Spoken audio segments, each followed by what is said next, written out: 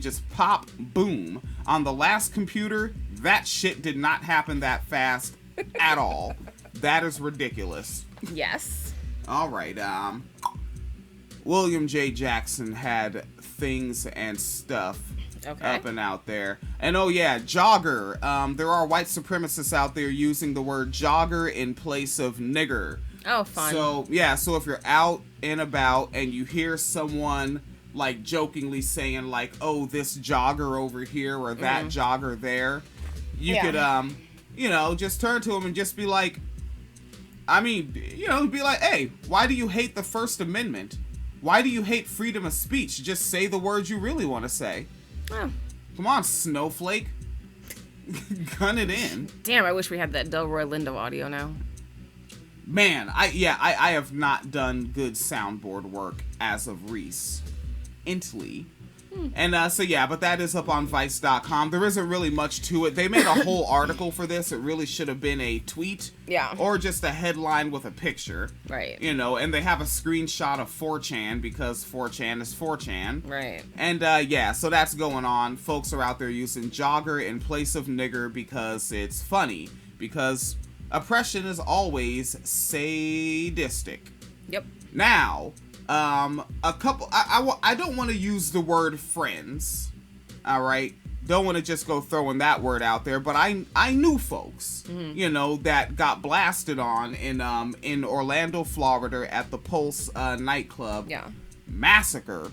Jesus Christ, what, 49, right? I don't remember exactly how many. Yeah, 49 victims. But you gotta watch those fucking headlines because they'll say 50 people died. That 50th was the murderer killing himself.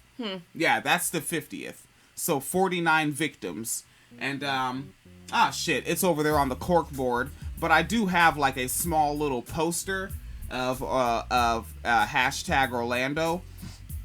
And my biological niece gave it to me out of the newspaper after the Pulse nightclub. And I remember that shit, yo. Like, I mean, I wasn't there. I don't go to dance clubs. But, I do my laundry way early. You know, like, back when we had an option to just do that. Yes. And fucking, I'm up doing my laundry, at like 3 a.m., 4 a.m. And I just fucking start getting the damn notifications. Yeah. And it was just like, like 9 people injured, 11 people injured, 5 people dead. And it just kept coming. And I was like, what the fuck is happening? Yeah. And that shit, it went down. And I remember, man, like maybe like 2 or 3 weeks before that, some cat that is, a person who was self-awarely ignorant was asking me about the election and politics. And I was like, there's the electoral college, so we don't get that much of a say anyway, but if there is some big fucking murder event, terrorist attack or some sort, then that's going to give Trumpelstiltskin the edge, especially if they can be tied to religion, Muslim. Yeah. And then that fucking happened. Yep. And then I was like, ooh, a whole lot of my Hillary got it in the bag predictions. Yeah. But then again, I knew I had already said that, so it was like, all right, here it comes. And so that went down, and all those folks... I don't want to just say the word friends. I don't hang out with folks that heavily, but I knew niggas that were murdered there. And now this is coming off of clickorlando.com. Pulse Memorial Mural, which is hard to say fast, but it's Pulse Memorial Mural, vandalized with white supremacist stickers. Oh yeah, and there it is in the subheading. Yes, shooting left 49 people dead. And I don't have a journalist here. It just says Click Orlando. So the mural is dedicated to the victims of the 2016 massacre at Pulse nightclub, and it was vandalized with white supremacist stickers. The mural is located outside of the Center, an Orlando LGBTQ advocacy organization. And that's the Center is the name of the org. And there is a quote here. Ooh, Yes. Excuse me. It is 11:24 p.m. I am a little yawnsy. Our phone has been down since yesterday in Orlando due to vandalism. We apologize for any inconvenience. We are still here to serve our community. We hope to have our phone lines restored tomorrow. Thank you for your patience. And that was the note that they put up on the Facebook. Mm-hmm. The center also confirmed to News 6 in an email, additionally, that white supremacy stickers were found on the building. Quote, "We are actively updating our security to include the sidewalk and front of the building to deter any future acts of vandalism," the center executive director George Wallace, a very popular first and last name in America, Director George Wallace wrote, "We want to promote that love always wins." All right. And then there isn't really much more to the story. Yeah. Like there's vandalism. And I think, I want to call that shit terrorism. I think that's accurate. You know, like you're going up to a place that's representing folks that, a mural that's representing folks that were murdered, and you're going to put up stickers representing a murderous gangbang affiliation. Yeah. Like that's terrorism. Yeah. Because, I mean, the idea, because everything is politicized, everything is political. And so if you're doing that to terrify people, to meet your political end of, I guess you want all gay people to not exist or just be closeted indefinitely, then that's your political ends. This is your means to get to it. You are a fucking terrorist. Yep. I agree. Yeah, no. Well, I mean, because that is a lot of white supremacy, too, is, like, the focus on, like, it's this hetero-patriarchal, like, family and societal structure, right? So they don't want to have gay people because that is, like, just fucking with what they perceive to be the family. Did you need a charger? Yeah. Family, family values, right? They're like, oh, it's unnatural, and it's like some liberal Marxist whatever, blah, blah, blah. And that's like what's making gay people, and it's like anti-God and Western values, which is like, I'm pretty sure the Greeks and Romans were known for a lot of gay activity, but all right. That shit that they call cultural Marxism. Yep. Yeah, like, but suddenly, whatever. Suddenly being gay is bad, so. But and cultural Marxism, just that language, I don't need to read the history of it. I get exactly what the fuck that is. Cultural, okay. You're throwing Marxism at it? Nigga, what?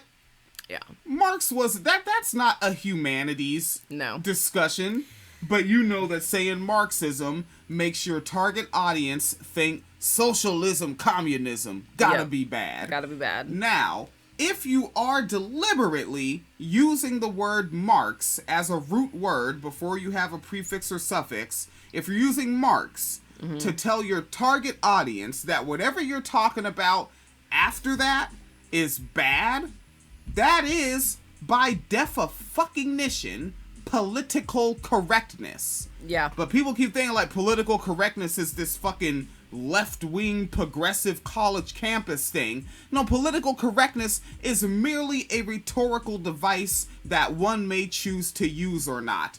Like folks that are looking at the camera, you might see that we have things up here that say sex work this and sex work that. We don't say, come on, get down with the prostitution. Right. We don't say, get on down with the hooker-tivities. The hooker-tivity, I like that. We say, oh shit, that's gonna be a thing. That's fun. Hooker-tivities, I'm about that. But but we say sex work because we're going at our target audience, and also that's part of why I don't really promote the podcast much. I like for people to find the podcast via search terms, right? So if you're looking for sex workers' rights, you're going to find the right program. You're looking for sea level rise, you got plenty of coverage last year, and I think with the sort of torrential rains we're seeing, there's going to be more coverage on climate change, sea level rise, and whatnot this here year. Yeah. Well, even though we live in coronial times. We do. I like this. In contemporary usage, the term cultural Marxism refers to a far-right anti-Semitic conspiracy theory which claims that the Frankfurt School is part of an ongoing academic and intellectual effort to undermine and destroy Western culture and values. According to the conspiracy theory, which emerged in the late 1990s, the Frankfurt School and other Marxist theorists were part of a conspiracy to attack Western society by undermining traditionalist conservatism and Christianity using the 1960s counterculture, multiculturalism, progressive politics, and political correctness. Conspiracy theories associated with religious fundamentalists and paleo-conservatives, such as William S. Lind, Pat Buchanan, and Paul Weyrich, but also holds currency among white nationalists and neo-Nazi organizations. Let's see. They considered a coalition of blacks students, feminist women, and homosexuals as the vanguard of the Cultural Revolution. I like how all these people are different. God damn, we got niggers and students. God damn. Wait till they find out that some of them niggers is students. And then what were the other people? Feminist women. So basically, students, niggers, and feminist women are different. Because you know how in the 60s, 70s, and 80s, women were just finding feminism in so many places other than academia. Yeah, that's what was going on. Who else? Homosexuals.